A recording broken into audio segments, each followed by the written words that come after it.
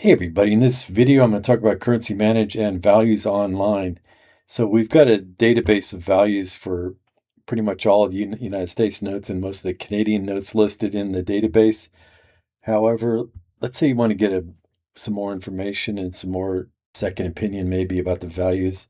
What you can do is right mouse click on any note in your inventory and just select search Google values here. What that does is it brings up the Google page, and in most cases it'll be able to get you the information about a particular note. For example, Freeburg 289, which is the one I right mouse clicked, and you're going to get a summary of market values by condition.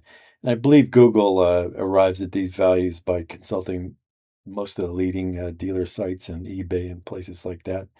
So you see here the average value from very fine to very fine 35 is 4,400 to 10,900, about uncirculated 12,000 plus, etc., etc. And below there, you also get links to eBay auctions. In many cases, it'll be for that note, or it could be for a note in that particular series. Besides that, you also get Greysheet. And so you can just scroll through and get a better idea of what this particular note actually sells for, and more information about the note. So there you go. Oh, by the way, this also works pretty much anywhere you have a list of varieties. So let's say, for example, I'm in this window here and I want to get information about another note that I own.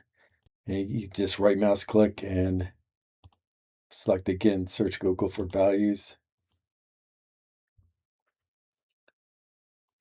And it's going to bring up information about that note as well that you can scroll through. So anyway, that's it for today. Thanks for watching. Bye-bye.